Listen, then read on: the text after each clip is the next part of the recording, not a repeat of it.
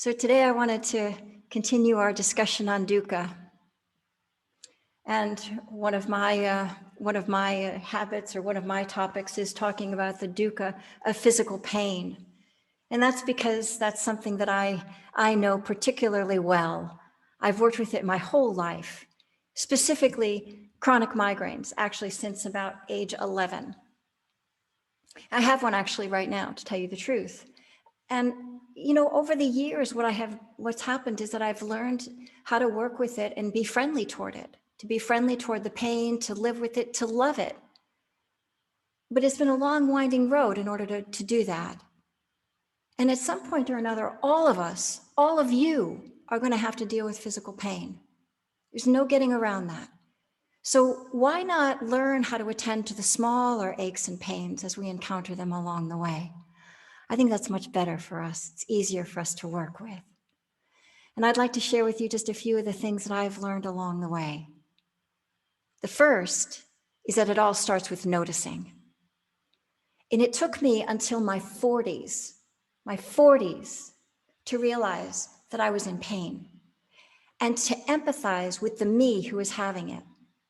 Light dawns on Marblehead, as they say. I had gotten so used to it. I was so good at hiding it that I hadn't really taken the time to notice or fully appreciate how much pain I was really in.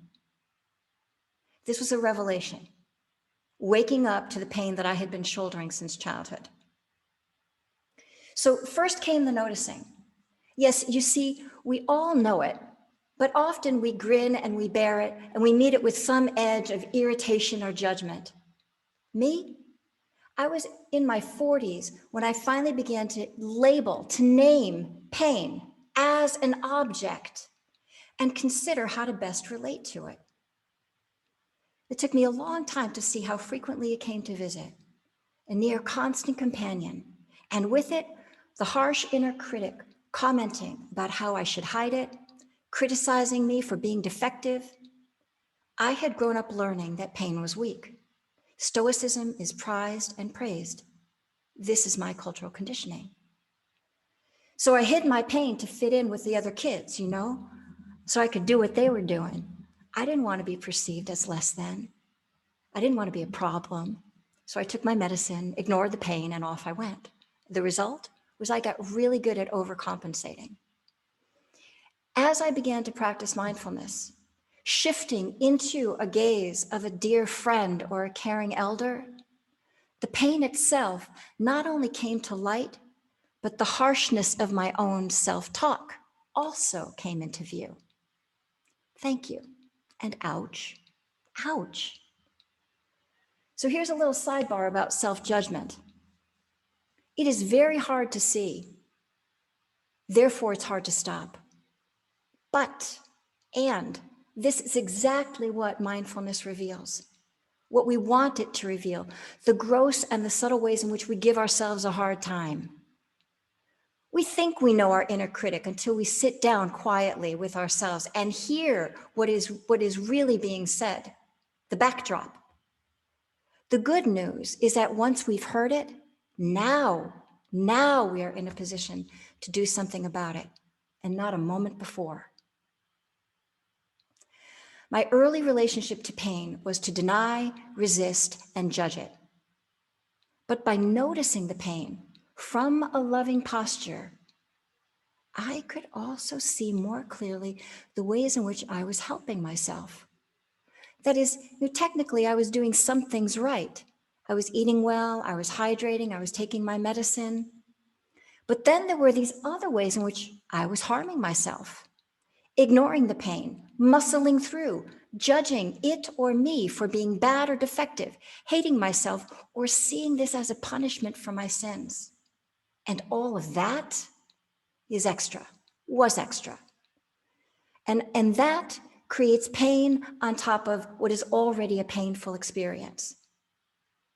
So bringing all of this into view, the load into view, and relating to it as if it was another person's story, allowed empathy to come forward. And noticing the ways I was caring for myself allowed appreciation to come forward. Next came feeling it. So first we have to notice it, then we have to feel it. Now, this is not our way in North America. We are a stoic bunch. We may have pain, but we don't want to acknowledge it, let alone feel it, maybe in some kind of bargaining way, right? And we aren't evolutionarily wired to move toward pain. So of course I tried to steer clear of it. You know, most of us don't want to feel pain, but when it's chronic pain, when this is your normal, it feels risky to notice it, for fear that you're going to be overwhelmed, you're going to sink under the weight of it. I felt ignoring it was really a good strategy until I couldn't ignore it anymore, right? Then I got to notice the consequences of not attending to it. My body was a mess. It wasn't just my head that hurt, it affected my whole body. This is when I began to really consider the implications of the body in practice and encourage it to find balance. Help it to feel more comfortable and at ease in whatever it was doing, in all of its doings. This is how I began to really learn to hold the pain in real time, to create room for it in the midst of my life. So it's taken me years to learn how to feel the pain safely. That is, to touch into it, and to sense what it needs. And then to encourage it to relax just a little bit more by offering whatever ease is possible right now. This isn't cheating. The whole enterprise of mindfulness is to let go of suffering. But every day is different. Every moment is different. So what helps will be different each time you check. Consider what kinds of comforts are externally available to you right now. Blankets, pillows, a comfy chair, the floor, a bench, a wall. What kind of comforts are internally available to you? Do you have enough energy? Enough kindness, care, gentle attention to help bring about more ease? If I've been up all night, it may be very difficult for me to really muster up a loving voice. But I can at least deliberately arrange my body to be as comfortable as possible in the position it finds itself in. This only happens if we learn how to see the pain, to steady ourselves and to feel into it so we can see what it needs. Not what you want, but what it needs, so that it can let go a little bit more. We deliberately notice the pain to feel for what might be more comfortable. This line of inquiry becomes the object of attention, noticing the pain and then sensing into what supports it to feel more comfortable, to release, to let go a little bit. The pain is still there, no bypass here. We're just now deliberately giving more attention to finding a way to stay present to it and not be overrun by it. You see, the secret to releasing pain is to feeling into it enough to know what to do. We are more like parents of a newborn infant who don't know how to soothe it yet. These newborn parents just try. They try this, they try that. And with time, they find a way to soothe their baby. And so it is with us. So it is with pain. Pain is the newborn asking to be held. Mindfulness is the parent playing with possibilities. Well, that's how we learn to approach our pain, not through avoidance or strategy. We are facing the pain directly, acknowledging its presence and deliberately attending to, holding it without getting overwhelmed, by balancing pain with comfort that is already present or possible. Because most of the time, we can find areas in our body that aren't in pain. Check your earlobes, lips, eyes, fingers, limbs, the belly. Look. What feels okay enough? Then rest attention there as a counter move to what hurts. as a counterbalance to what hurts. Even now, when I'm in sitting practice, and especially when I'm taking my seat and throughout the day, I will check in on the body, see what pain is present, how it can be held and related to well.